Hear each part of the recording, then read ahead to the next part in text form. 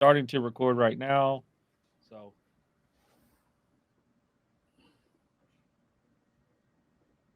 oh, hey, Hey, hi. come in, guys.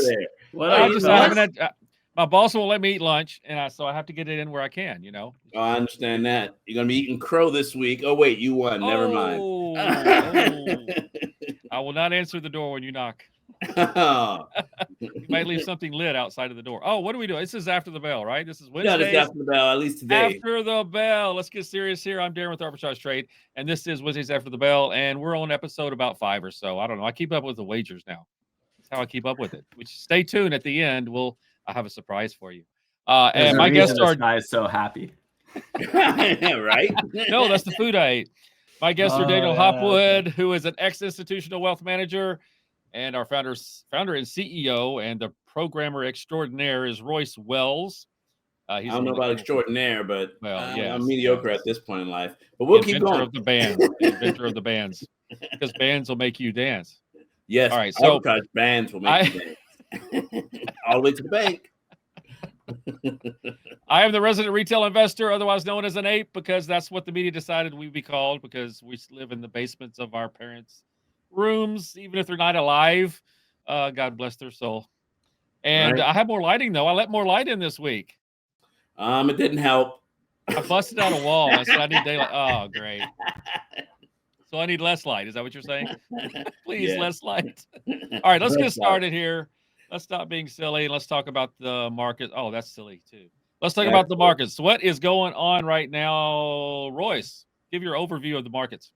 Oh, the market is being very, very volatile, but not volatile enough. I need the VIX to be very much so over $20 at this point in my life, but it's not quite there. They're slowly drifting, like the S&P is slowly drifting down. The Qs are slowly drifting down. IWM slowly drifting down. Cryptos are even slowly drifting down. I need some volatility.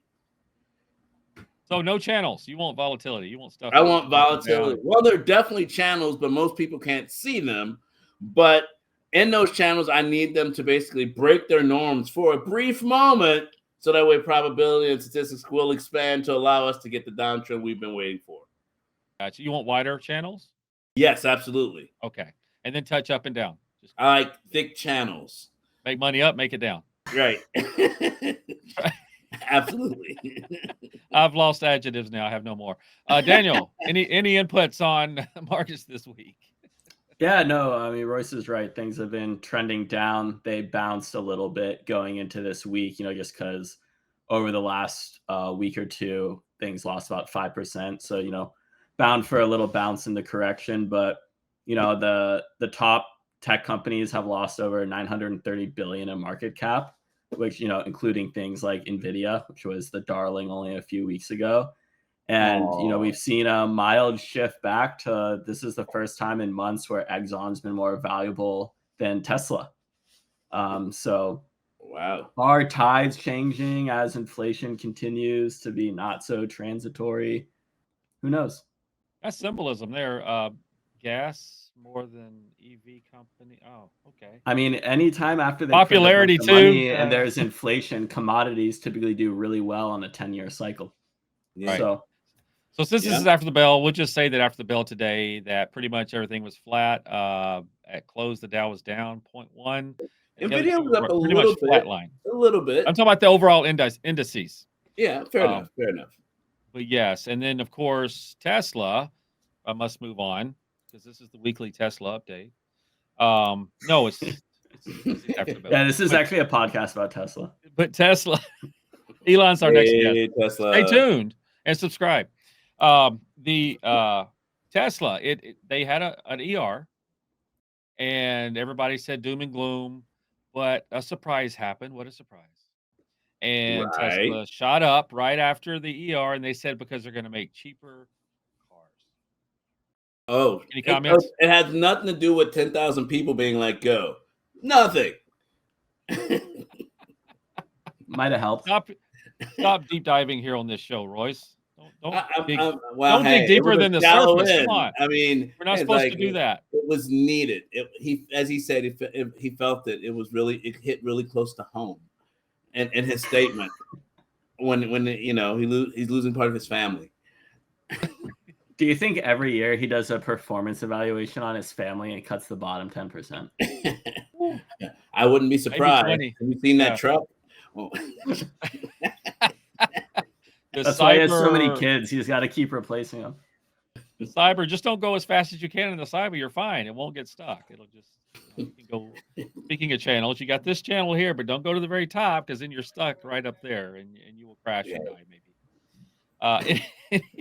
maybe. You caught what that ape said? I did not catch that. I just my opinion, not a financial advisor. As we move on, though, we're gonna we did talk about Tesla, so let's talk about this 24-hour trading thing that's coming up. And as an ape, it's supposed to be for our benefit, but whenever they say that kind of thing, that means it's not for our benefit. So, Daniel, since you kind of wrote a blog this week, which you can go to our website and read more in depth about, give us a few pointers on that. Yeah, so the S&P has started polling some of their customers to see if they're interested in 24/7 trading. I believe it's 24/5 trading, so 24 hours for the 5 days of the main week. Hey, kind of more they're like how approaching Forex. They are approaching Forex. They better stay on their side. Well, that in futures, right? And so Point 72 has invested in a company called 24 Exchange that would. I know Darin loves the big venture funds. I'm not the only one that loves him so much. Yes, Mr. Cohen. We got to meet. You come on the show, Mr. Cohen. You and I can talk. I mean, if you can get him, that'd be awesome. But so they're the ones kind of pioneering the technology for 24-hour stock trading. And, you can catch more of Darin and I diving into this in the deep dive we'll do. But I'm kind of curious from your guys' perspective if you think it'll actually get approved. Oh, I think so, especially when they do the T+1. Everything's stacking up nicely to allow basically you to trade quicker, no penalties for trading. And if you got your money like that, they can charge you more fees like that. There it is, more fees. More fees for retail because we're not supposed to have free trading, which we really don't. But we're we definitely not free. And don't let them fool you with finance charges. Yes.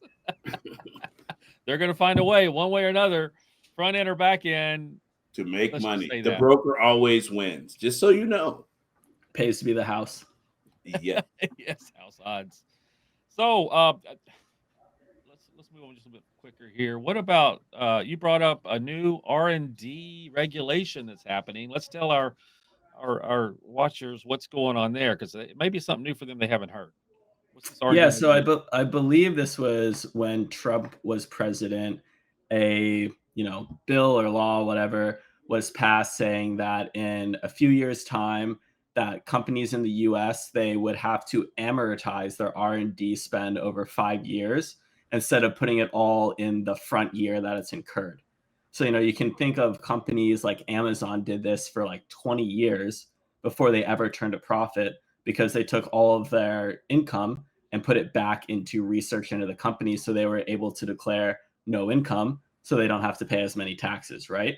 Yeah. And what this bill will do is instead of saying, like, take all of that you incurred this year and you can, kind of do the expensive accounting of saying like, oh no, we didn't have any income, we used all the money, have to amortize that year over 5 years. So you can only claim a fifth of what you did before. So now you're taxed on 4/5 of that R&D spend that would normally kind of be excluded. And, this is really kind of like interesting because one, there's still like a chance that it may not go into effect. It's like being reviewed. But I mean, this is essentially how American tech companies operate, right? They just lose money for years and years and years. Profits, you're allowed to basically grow. But now if you're being taxed, that will definitely impact your ability to grow. But hey, everyone's hands in the cookie jar. Everyone's like, growth.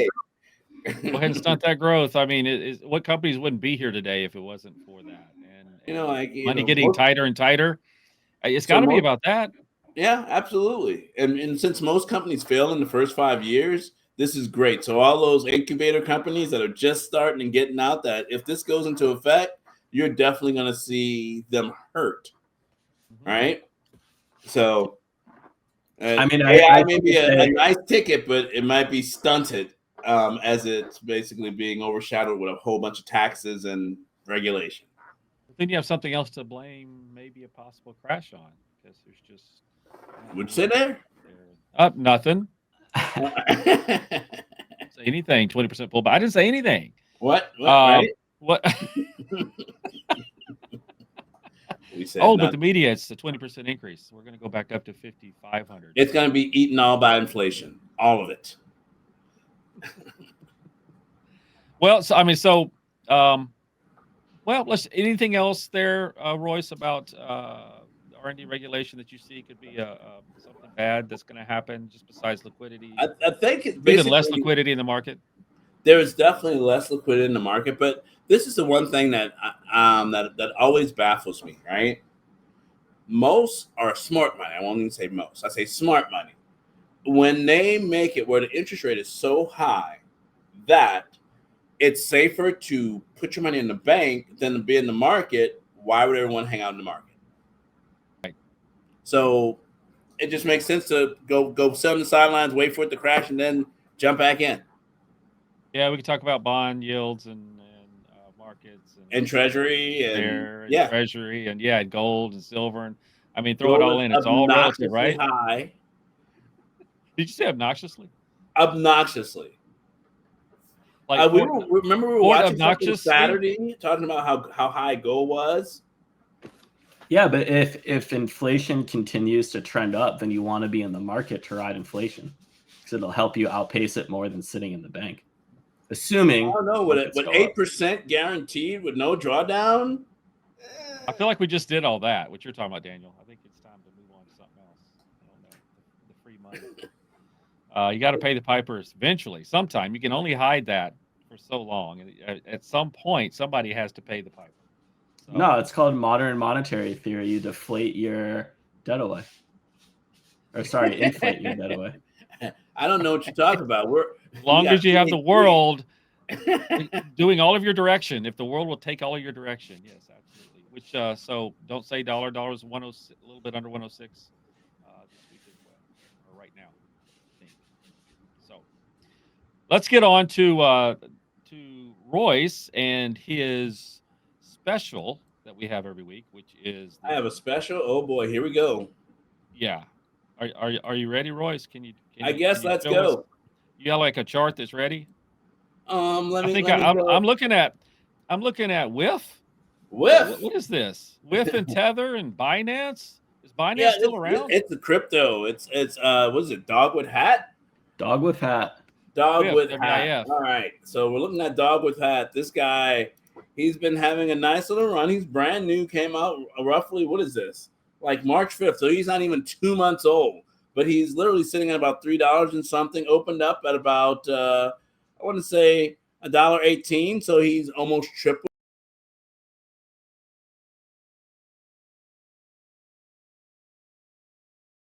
With that swinging, it's basically uncharted territory within our bands. It's literally, we have almost nothing to show for this guy. So I'm going to have to go down to a smaller band to see if I can even get a candle or a band to show up.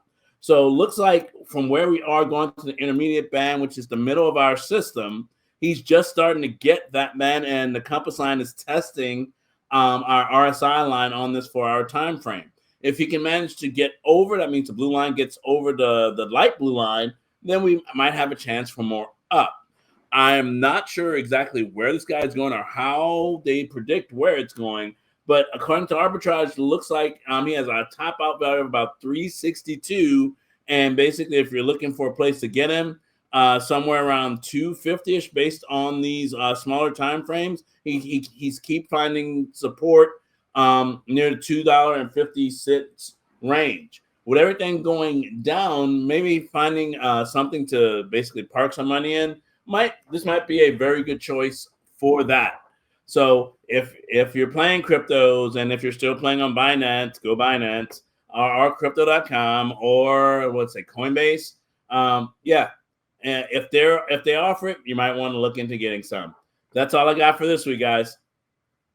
All right. Thanks, Royce. I think they always say the way they do that analysis is it's to the moon. To the moon. Yeah. That's how they determine Every where it's time going. you It's say to that the moon. phrase, you know where you go. To the floor. Does an elf die every time I say to the moon? I mean, Morgan Stanley, they made fun of us. We know who we're talking about in their E-Trade jumbo mumbo with the baby sitting on a log or something, talking about to the moon. So that's like a trigger for me. Hey, you know the E-Trade baby commercials are like the things that got me into stocks as a kid because those were the best commercials ever. I can see that. I was like, Dad, what's this? I like this one. Like, I personally funny enough, my dad had an E-Trade account, and I had some stocks in there that I had to get transferred to my name at some point. He goes, yeah, you wanted these 2 ones, so we put like $500 in. And it's like, hell yeah. Yeah, that's where you start. Let's quit talking about Morgan Stanley and E-Trade. Let's move on. I'm not. What is this? Do you see who brought in? No. Daniel brings in the subject of Mr. Cohen at 72, and then he brings up this E-Trade. Okay.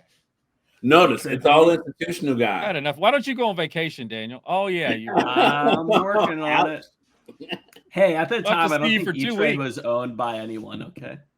Oh, geez. All right. Well, you know what was happening while you guys were talking about that? What was that? Besides our graphics department, but for some reason they kept bringing up a scorecard while you guys were talking. It was crazy, and it was like showing up on the screen while you guys were talking in the background. I don't know who's doing that. I need to talk to them about. Oh, there it goes again. So let's talk about the wager. Let's see this swill. let's talk about the wager.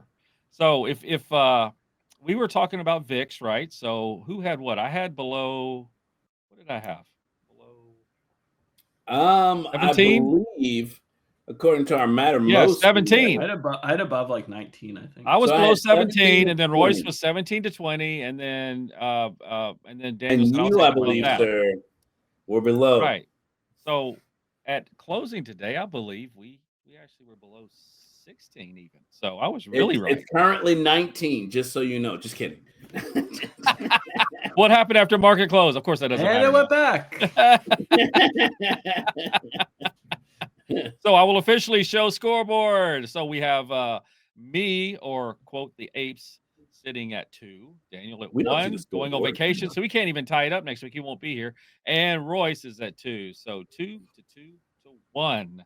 We'll have a special guest probably next week. And I don't know. We'll let them play or not, like they do at the college football. They can stand. Hey, there's room on the scorecard for them. You know what? We can just have special guests. Category. We can have a special guest be grouped. Score. Yeah, there you go. Like they do on ESPN, I think. So, all right. Anything else you want to throw out there for our peeps? I know they can throughout the week. They'll probably get some little clips of us doing this and that, and kind of as highlights of what we do, in case you don't want to watch 30 minutes, but you can still get through bits and pieces the entire 30 minutes. So, any words of advice at the end? No, we got to talk about what we're doing next week, Royce. I mean, what are we doing? It's your call. I know, but I kind of graciously gave that up on. Oh, you did. Hey, you won. You got to pick. Not only. Oh, this is pressure. You have to pick what we're playing this week because you won, as well as figure out what the format is, since you don't have an agenda from Daniel. Yeah, I know. Trust me, that went through my head earlier in the week. How about it's got to be a Mag 7, so we got to do a Mag 7 because I mean it's the ER time, and we'll see what happens after the ER and goes up and down. So, may they burn in peace. So we know which way you're going to go. And they don't call me Papa Bear for nothing. You know what? I'm not a huge fan of Apple. I'm an Android user. Well, sorry. Did you say you're an Android loser? No, right? That's what I heard. See, those millennials, they all have to have iPhones. The millennials, I mean, they want to be in proprietary situation where they're controlled. Yes, we love a superior product. One like any good drug, I want the purest one. Okay, I want the best one. Hey, how's that Vision Pro going for? Never mind. Haven't taken it off. Let's. Right. All right, it's obviously gonna be Apple. So let's pull up Apple. Where is Apple right now? Who's got the goods? All right, so let's go take a look at Apple. Actually, Daniel still could be part of the contest. He just won't be here when he loses again to say anything. So yeah, I'm okay with that. Darin, do you know how to make the blur feature work?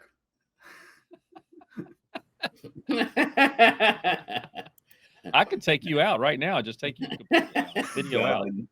Done. What? Apple's at 169. 169. Of course it is. It's at 169. It has a floor, according to our charts and our indicators, of about 160 and a top out. Oh, that's not a good top out. Let's see what the next one is. Okay. Ooh, that one's pretty close too. 177 is the max. 160 is the lowest. 160 to 177. So you get to pick the range. You won, sir. You won. Let's make it. I have a feeling it's going to get a little push. So I'm going to take over 170. And if anybody wants to, I'll say 170 to 175. And then there's $2 left in the range above you. Yeah, I know. So whoever's going to go above it will, they'll have everything though. I gotta have, if I'm going to have that middle channel, which is usually terrible. All right, I'll take your over. You take the over at 177. He's over 175. I'm 170, 175, and you get to go over. Anything lower, I'm in. I like it. Really? You think it's going down? I have no comment on that. I'm not a financial advisor. This is security. Plus the thing, not for sure. Well, that's true. It's still in a big. Oh, this is beautiful. You don't want to see the chart I'm looking at. Yeah, you do a different time range. I'm looking at the weekly. The weekly, and that's what it is basically, is a week. Okay. Ready? All right.